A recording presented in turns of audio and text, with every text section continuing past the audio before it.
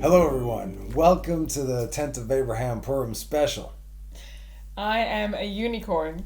And I am wearing a hat. But I can't see anything. Okay, so it's Purim, or we're just about there. And in the spirit of Purim, and hopefully getting some Torah in there as well, we're gonna teach you some things. Can I just say something? You may. I just want to make this biblical. Did you know that a unicorn is actually biblical? I did. Did you know that a unicorn is biblical? The re'imim that's referred to in the Bible, those are the unicorns. They actually had one horn. Mm-hmm. But listen, this is the story for another day. We will get into that, hopefully somewhere along the line. Yeah. But that was just a fact on the side. Yes, and apparently David rode one of them, right? Yep. Yep. Okay, good times. So that are you David's unicorn? Is that the thing? I'm just a unicorn. I'm a supercorn. A supercorn, definitely a unique unicorn. Okay, wonderful. So, Misha nichnas Adar marbim b'simcha. Have we heard this? We've heard this. I hope you guys have heard this. What is this? Whoever enters Adar enters an abundance of joy. I think that's very important for Adar, and that's a tremendous focus point, because we know to be in Simcha all the time, that's a mitzvah, and we need to keep on doing that. So, but in Adar, even more so. Why in Adar? Adar is like the transition period, so it's not there yet. It's actually the darkest before the dawn, and that's where you're going to have to work at it. Because it's a mitzvah, it's a commandment. It's not just something that comes naturally. And especially in the times that we are at and in, you're going to have to work at it. So also, there we can see the hiddenness, the concealment. There is not open miracles yet, so you have to go by faith, and you have to increase your joy and work with what you have right now. Yeah. So just three aspects of Adar, as we're going to go through all of this. The key aspects are the hiddenness or the concealment, the turnaround, and the joy. So if you don't mind, I just want to say something on the concealment. I do not mind at all. That's why you're here. Thank you. Not just a pretty unicorn. So we are in concealment right now. The Hester Panim, you can even hear Hester, which means the hiddenness or the hiding of God's face, Hester Panim, in the word Esther. And Esther hid her identity. Why are we wearing costumes? Everybody wants to know what's going on. What's the difference between this and Halloween? It's almost perpendicular on the calendar, firstly, and secondly, it's completely the opposite, where Halloween is something of darkness, a festival of darkness. Purim is absolutely the festival of light, but still that light is being hidden, like the Or Ganuz, the hidden light from creation that's still being hidden. So not the obvious light of Hanukkah. This is a different kind. This is hidden. This is a hidden light and a concealed light. And it makes you think of a carnival with masks. It does, but tell me about this Or Ganuz. Where does that come from? Or Ganuz is the light that was there before creation. And with the fall of creation, this light got hidden. And did you know how you can actually access this light? Tell me. The only way right now that we can access this light is by gratitude, being grateful. So the moment when you really appreciate what you have in your hands right now, even if the world looks like it's falling apart at the seams, every piece of gratitude that you have opens up this hidden light into your world. Thank you, Anarina. That was so amazing. I am so grateful that you would share that information with us right I here. hope that we are all very grateful right now. But this brings me back to the costumes and the carnival and the masks. And the masks. You can't tell it's me right now.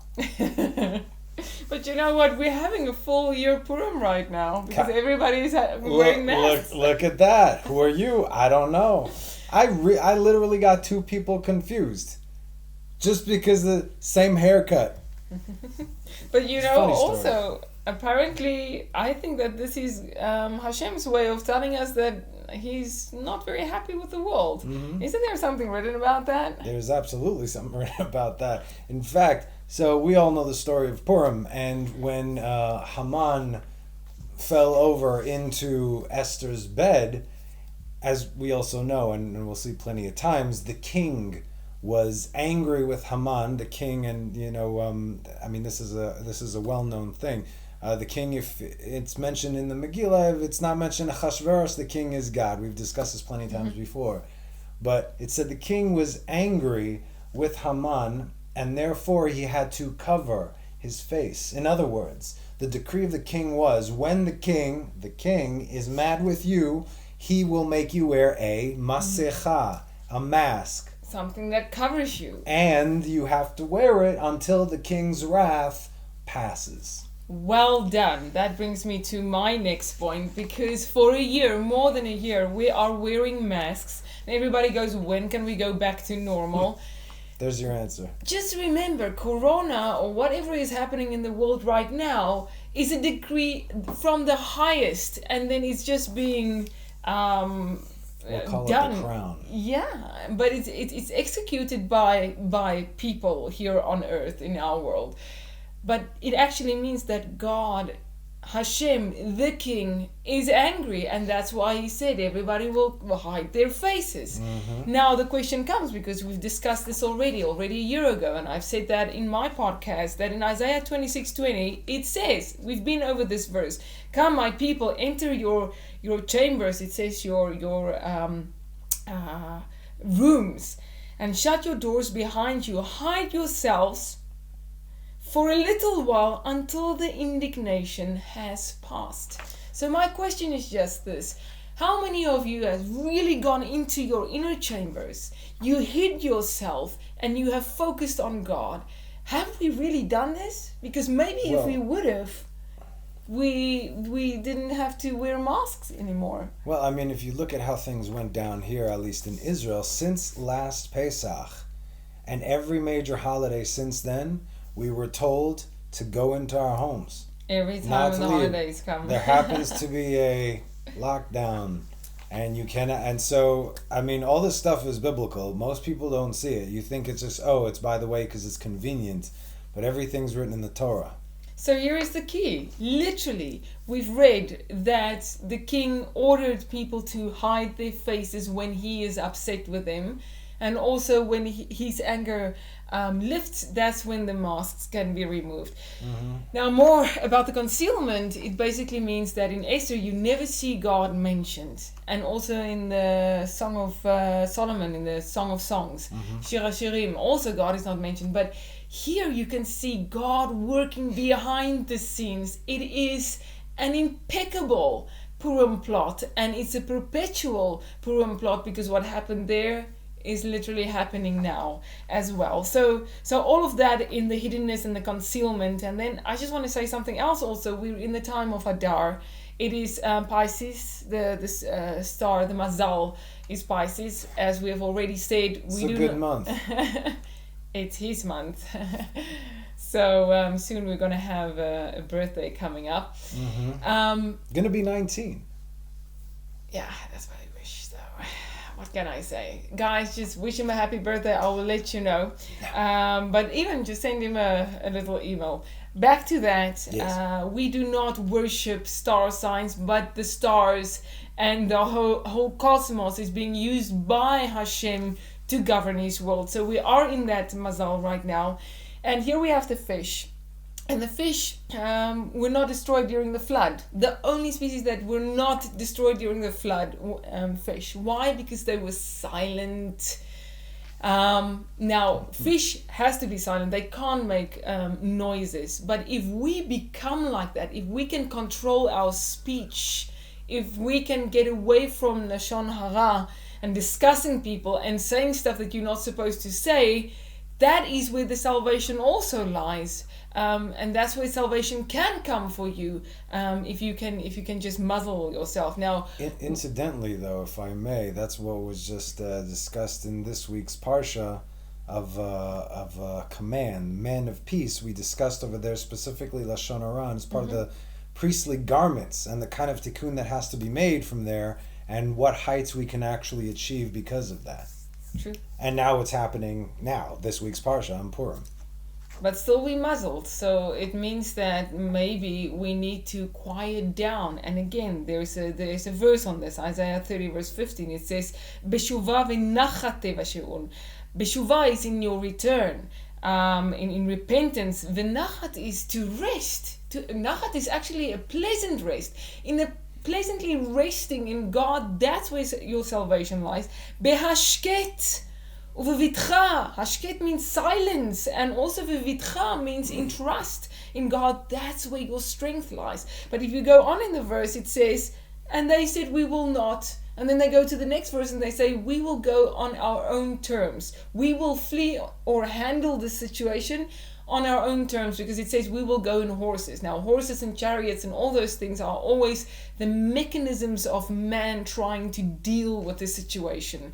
The question is, what are you going to choose here? So that's basically it.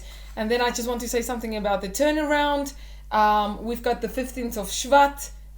That was to be Shvat. The 15th of Adar, boom, right now with Purim, and the 15th of Nisan. So you can see always in the middle of the month there are pivots on which things pivot, the month pivot and things happen. But also Adar stands between these two on which that pivots. So there's a massive turnaround that happens in Adar. And that is what all of this is about. Venafochu. We see that everything turned. That which the enemy intended for evil was turned around. It was overturned. That is the strength of this month. So before something can be overturned, it has to exist. It has to be built. It has to come against you so that it can be overturned.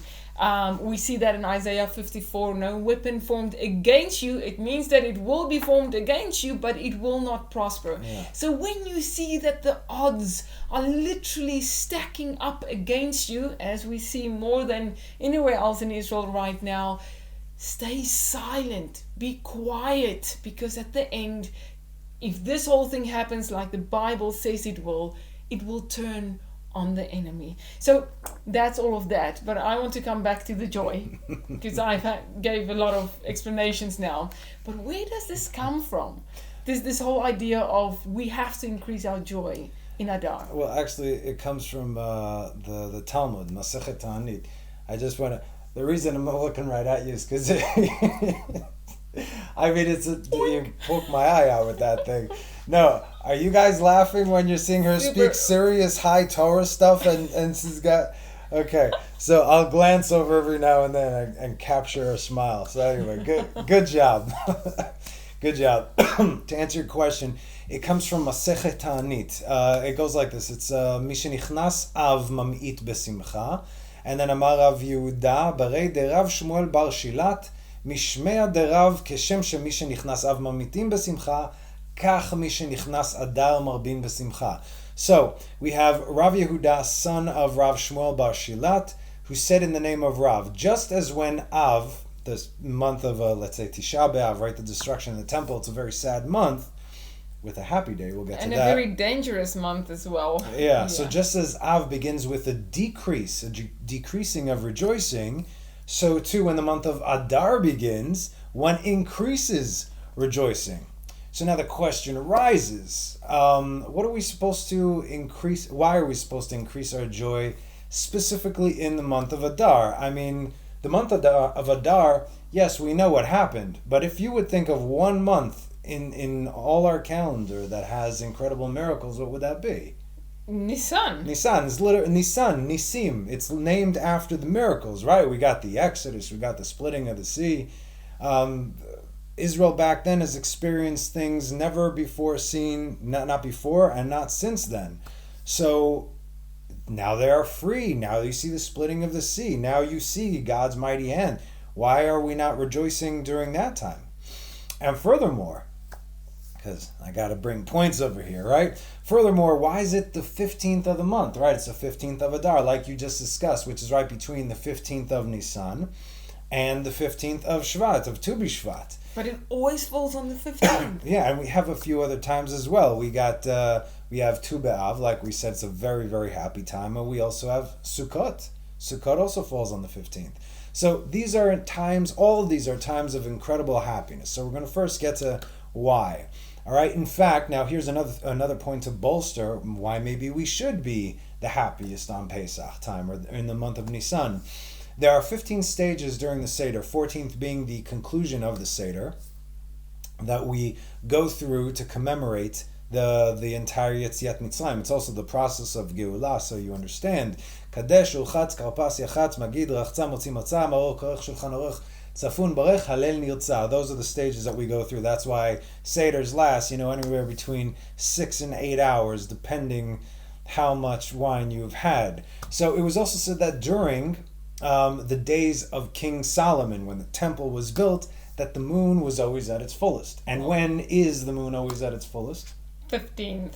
Exactly. Of the month. And we're talking about biblical months here, not Gregorian calendar months, biblical months. Exactly. And then even furthermore, that everything was at its fullest over there at the 15th level. Now, we've discussed also before, I think it was in the Tu B'Shvat teaching, right? The significance of the number 15, right? Tu B'Shvat, yes. Tu B'Shvat is also its 15th itself.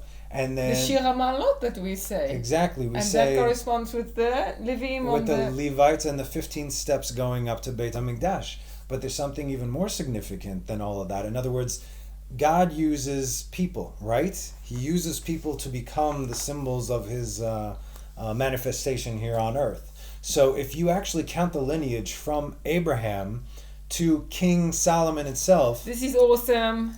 Go on. So Abraham, Isaac, Jacob, then Judah, Peretz, Hezron, Ram, Aminadav, Nachshon, Salmon, Boaz, Obed, Jesse, Ishai, David, who's the 14th, and then Solomon, the 15th. You understand? So Solomon, being the pinnacle of all these tzaddikim, obviously he could never get to where he was.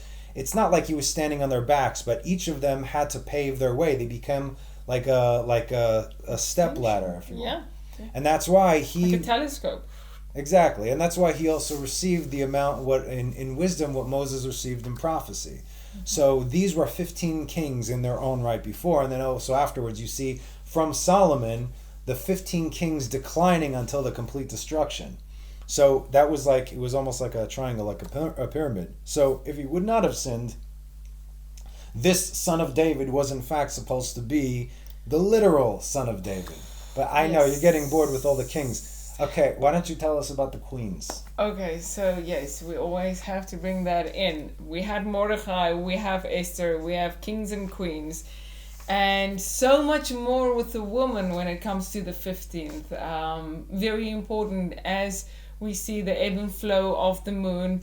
The women are directly connected to this cycle as well. Some at the highest point, a woman can give life in a month. At the lowest point, she cannot. So the women are very much connected to this. And we know at the end of days that this equality, the moon again will retain her full strength.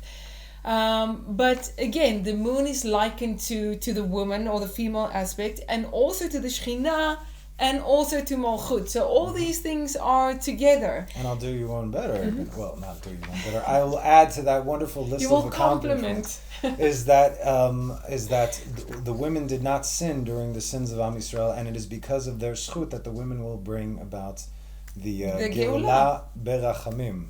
Bezrat Hashem. Yeah. So on these days, on the 15th, you can see the woman move, or things being moved for the woman.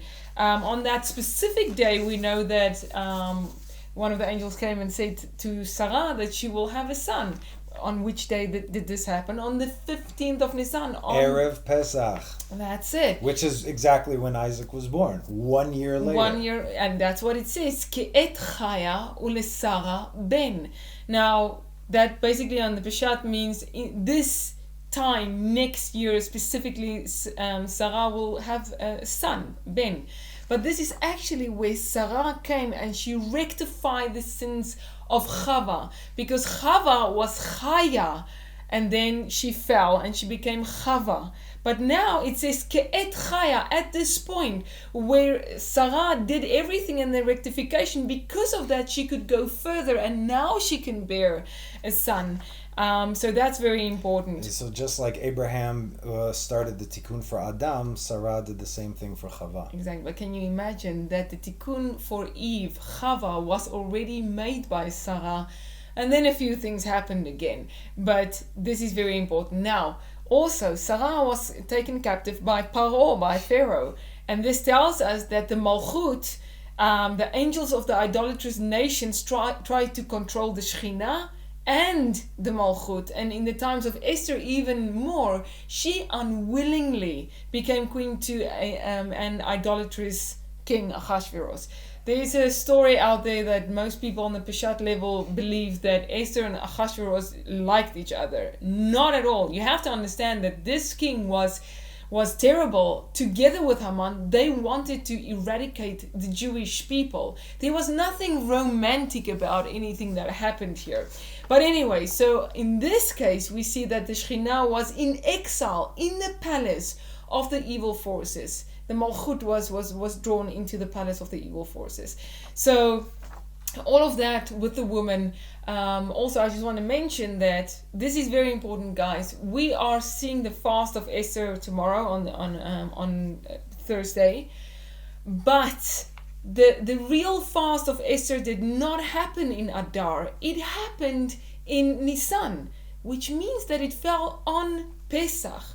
So here she had to basically override the system. Also Mordechai with the Sanhedrin.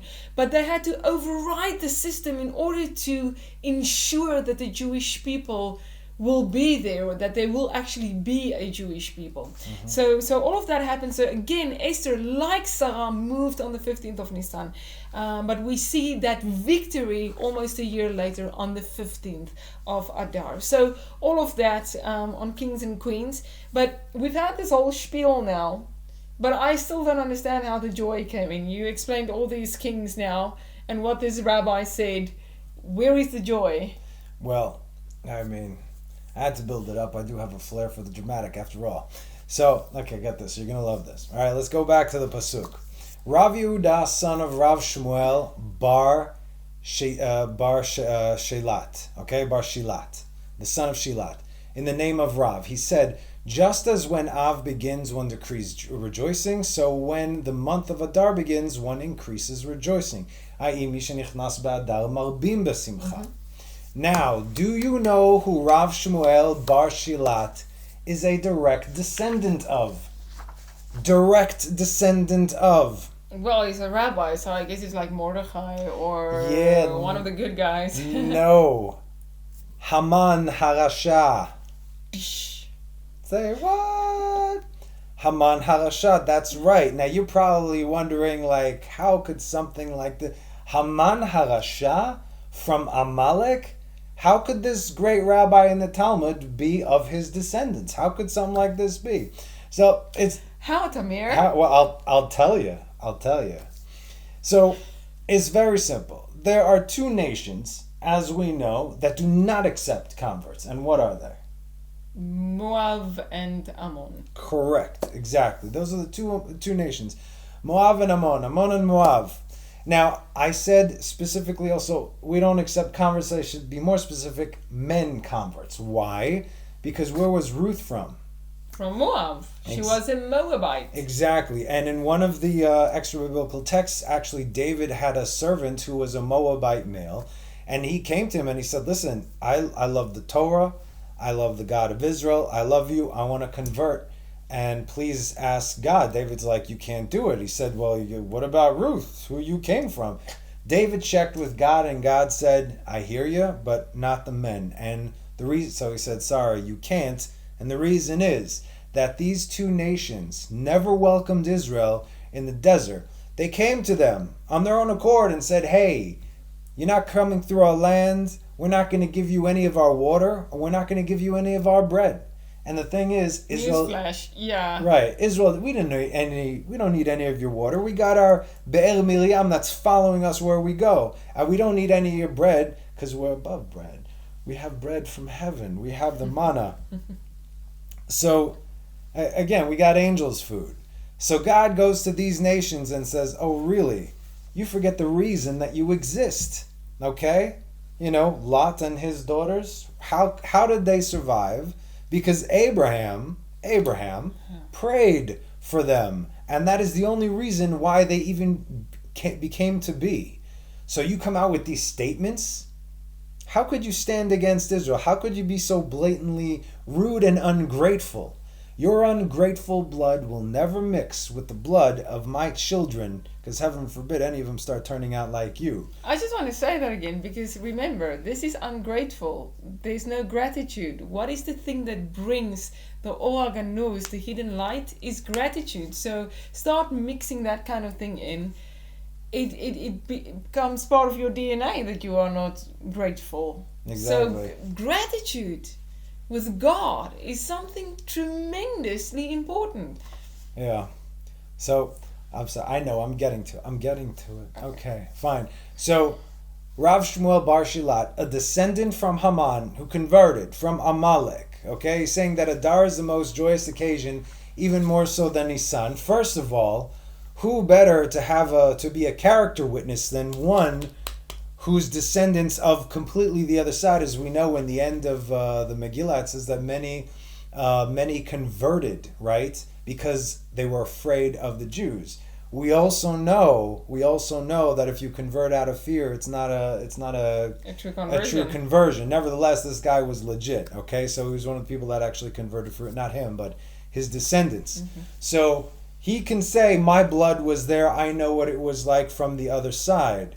So how come this statement is more true than anything else? Why Adar? Why is Adar the time to be joyous when everything was hidden? Because even Nisan, a blind man, can see that this is the month of miracles, as everyone in the world witnessed and experienced in one way or another, that God was God and Israel were his people and what he did to Egypt. But it is rather in the hidden... It's in Nisan that you're talking about, the miracles. Yeah, all the miracles, the open miracles are in Nisan. Yes. But it's rather the Esther, hidden ways in which God works that actually counts. And that you should be able to truly comprehend the greatness of God when he works in hiddenness, when it's not obvious. Then you will be worthy of being on the receiving end of all the goodness of the miracles that come in the very next month of Nisan. If you can survive Adar with gratitude and joy, if you could see God where no one else sees God, then you won't only witness those miracles in Nisan, you will be part of them. Yes, you will be the miracle, because you will be drawn out. You will be the one like Moshe drawn out of the water. Mm-hmm. So you will be part of the miracle. That's awesome. And when is also, so the month of redemption is Nisan, right? Yep. Okay, so if we face some hard times during Adar, it's not a terrible thing, is it? Okay, so I want to say something more about Adar, coming back to more goodies about Adar that we can implement in our lives. Court cases. This is the best time that you can have a court case, because this is where you have the favor. Just as in the month of Av, you should absolutely try not to have operations or court cases or anything in that month, because it's a very dangerous month where Israel is exposed. Now Israel is covered, so concealment is also a certain type of protection. So in this time we have tremendous favor when it comes to that. But more than that, that's why Esther went before the king, and that's why the king answered her in this month. Because she reached out to God. And we said, when you read the book of Esther, many times it's the king Ahasuerus, then we know it's definitely speaking about him. But every time when you just see the king, that speaks of God himself.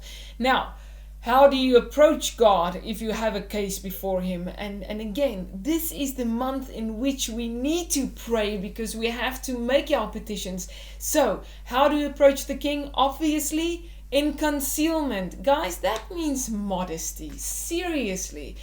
The way that you dress, the way that you speak, everything has to be in a humble, modest, concealed way. Nobody's going to stand in their bikinis or their beach suits in front of the king if they want to make a petition. If then, therefore, you live before God every single day, make sure that you dress appropriately. Make sure that you speak appropriately. So modesty is very important in how you approach the king.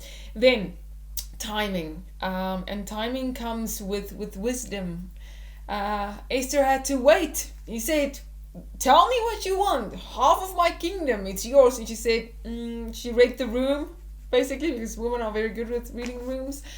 And she said, tomorrow, we're just not there yet. So it's also to have the discernment of the times to know exactly when to hit that spot, because we've also learned that that thing can come in a moment and you have to grab it, and Esther knew that it was not the time yet. And identity, to know exactly who you are, because you have to stand before God as who you are.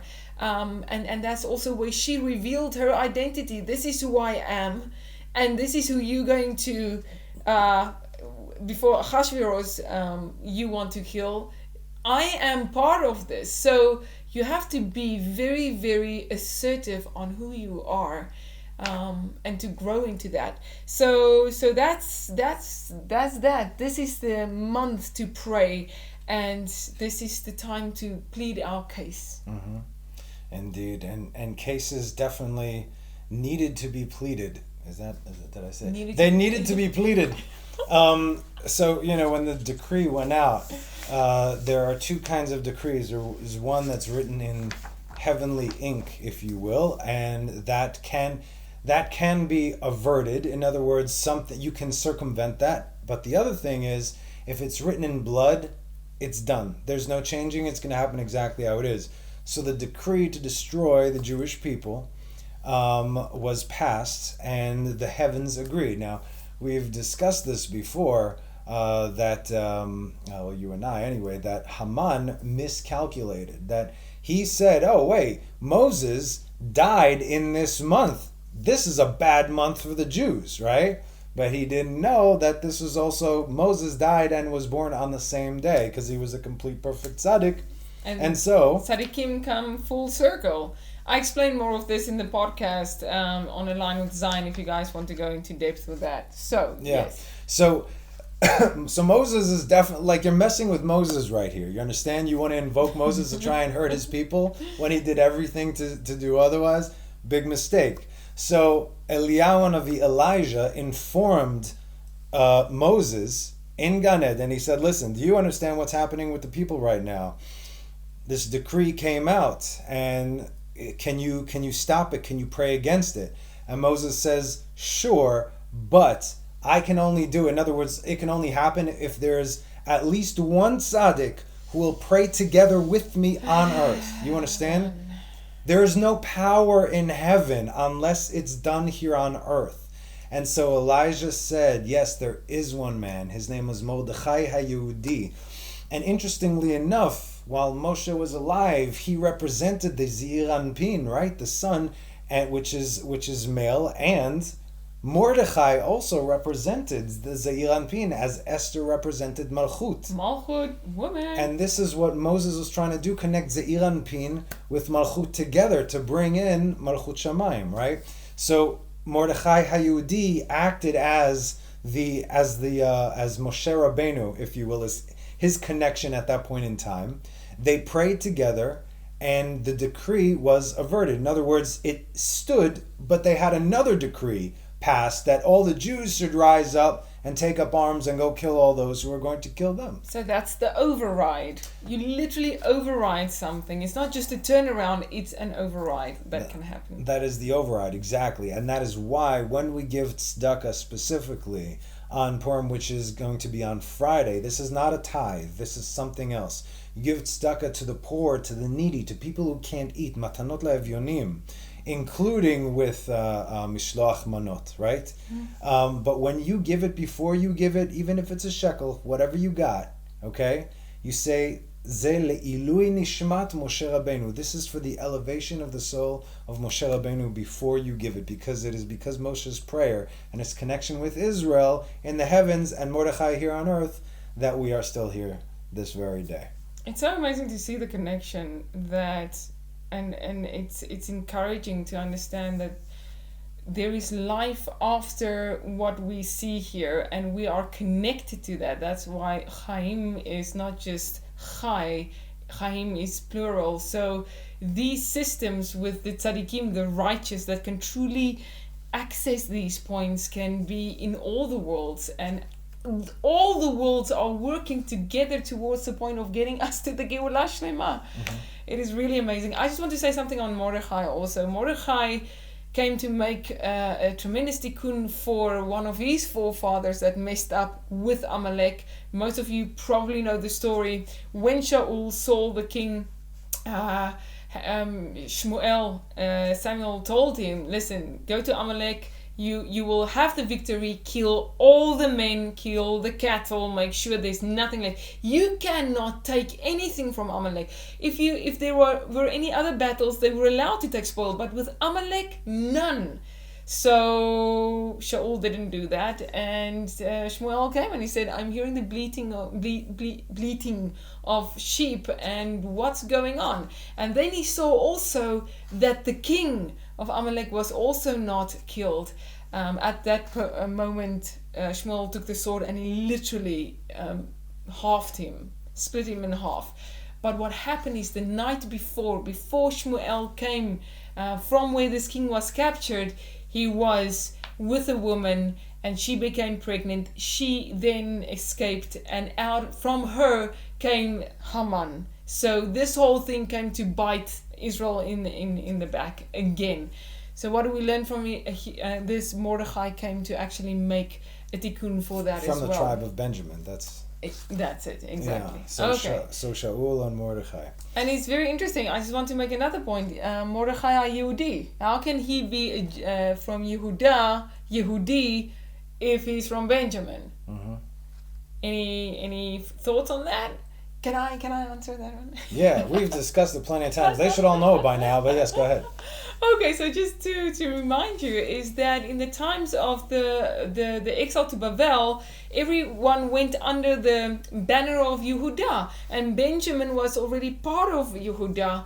Even if he was part of Benjamin, he was known as a Jew. That's where the first time that we hear this understanding of the word Jew that comes from Yehuda. Okay, so you spoke about the Truma and that we have to give tzedakah to the poor, etc. So I just want to end with this. This is also very important, guys.